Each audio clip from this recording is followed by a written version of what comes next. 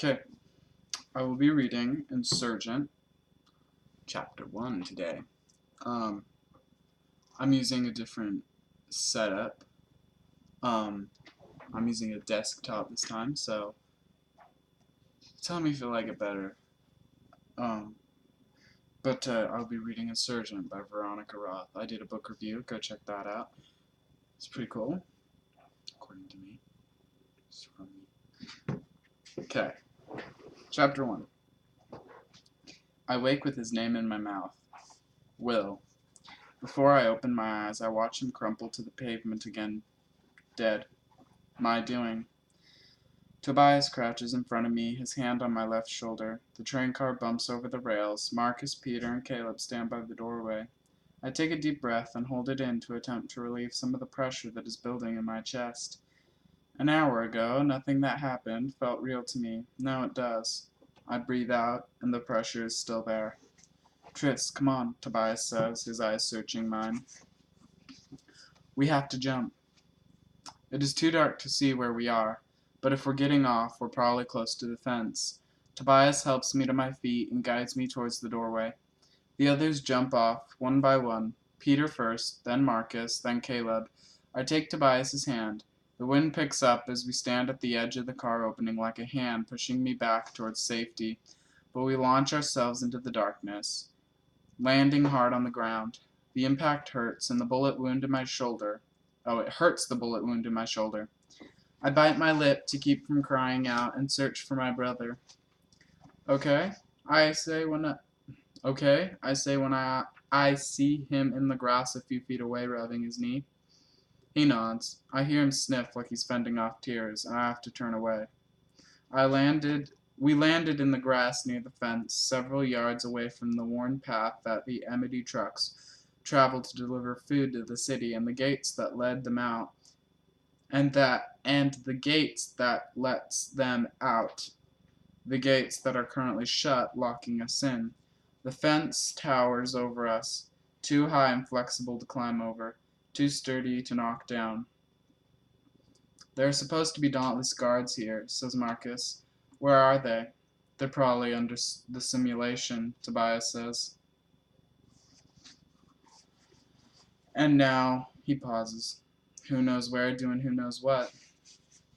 We stopped the simulation. The weight of the hard drive in my back pocket reminds me. But we didn't pause to see the aftermath. What happened to our friends, our peers, our leaders, our factions? There's no way to know. Tobias approaches a small metal box on the right side of the gate and opens it, revealing a keypad. Let's hope the erudite didn't think to change the combination, he says as he types in a series of numbers. He stops at the 8th one, and the gate clicks open. How did you know that? Said Caleb. His voice sounds thick with emotion, so thick I'm surprised it did not choke him on the way out. I work in the Dauntless control room, monitoring the security system. We only change the codes twice a year, Tobias says. How lucky, Caleb says. He gives Tobias a weary look. Luck has nothing to do with it, Tobias says. I work there because I wanted to make sure I could get out. I shiver. The way he talks about getting out, it's like he thinks we're trapped. I never thought about it that way before, and now that seems foolish. We walk in a small pack, Peter cradling his bloody arm to his chest, the arm that I shot, and Marcus with his hand on Peter's shoulder, keeping him stable. Caleb wipes his cheeks every few seconds, and I know he's crying, but I don't know how to comfort him, or why I'm not crying myself. Instead, I take the lead. Tobias is silent at my side, and though he does not touch me, he steadies me. Pinpricks of light are the first sign that we are nearing Amity headquarters. The squares of light that return into glowing windows Then squares of light that turn into glowing windows, a cluster of wooden and glass buildings. Before we can reach them, we have to walk through an orchard. My feet sink into the ground, and above me, the branches grow into one another, forming a kind of tunnel. Dark fruit hangs among the leaves, ready to drop. the sharp, sweet smell of rotting apples mixed with the scent of wet earth in my nose.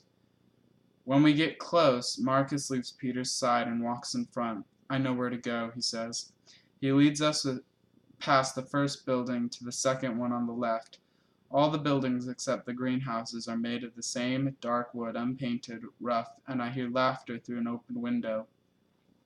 The contrast between the laughter and the stone stillness with me is jarring. Stone stillness within me is jarring.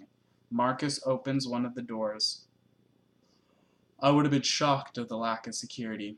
If we're not at Amity headquarters, they often straddle the line between trust and stupidity. In the building, the only sound is of our squeaking shoes. I didn't hear Caleb crying anymore, but then he was quiet about it before. Marcus stops before an open room where Johanna Rais, representative of Amity, sits, staring out the window. I recognize her because it's hard to forget Johanna's face, whether you've seen her once or 1,000 times.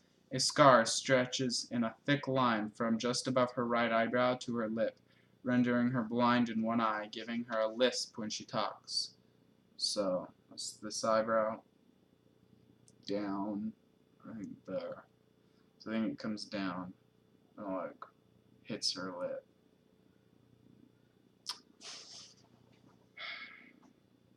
Let's see, where was I? I've only heard her speak once, but I remember she would have been a beautiful woman if not for the scar. Oh, thank God, she said when she sees Marcus. She walks toward him with her arms open. Instead of embracing him, she touches him on the shoulders, like she remembers the Abignation distaste for casual physical contact. That's ridiculous.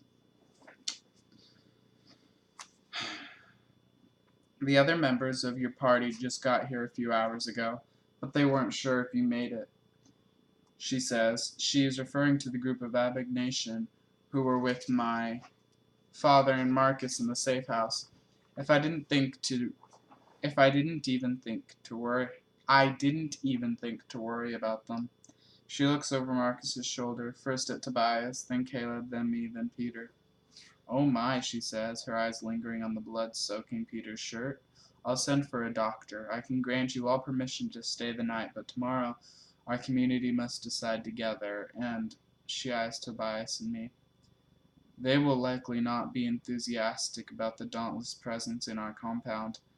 I, of course, ask you to turn over any weapons you might have. I wonder, suddenly, how she knows that I'm dauntless. I'm still wearing a gray t-shirt, my father's t-shirt. At that moment, his smell, which is an even mixture of soap and sweat, wafts upward, and it fills my nose, fills my entire head with him. I clench my hands so hard into fists that my fingernails cut into my skin. Not here. Not now. Tobias hands over his gun, but when I reach behind me, he takes his own. To take out my own concealed weapon, he grabs my hand, guiding it away from my back, then laces his fingers with mine to cover up what he just did. I know it's a smart move. I know it's smart to keep one of our guns, but it would have been a relief to hand it over. My name is Johanna Rais, she said, extending her hand to me and then Tobias. A dauntless greeting. I am impressed by her awareness of the customs of our factions. I always forget how considerate the Amity are until I see it for myself. This is Marcus starts, but then Tobias interrupts him. My name is Four, he said. This is Tris, Caleb, and Peter. A few days ago, Tobias was a name only I knew among the Dauntless. It was the piece of himself that he gave to me. Outside Dauntless headquarters, I remember why he hid that name from the world. It binds him to Marcus. Welcome to Amity Compound, Johanna's eyes fixed on my face, and she smiles crookedly. Let us take care of you. We do let them. An Amity nurse gives me a salve developed by Erudite to speed healing. to put on my shoulder, and then escorts Peter to the hospital ward to mend his arm. Johanna takes us to the cafeteria, where we find some of the Abbott Nation who were in the safe house with Caleb and my father.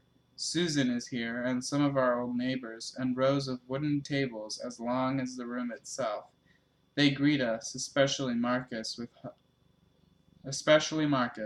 with held-in tears and suppressed smiles.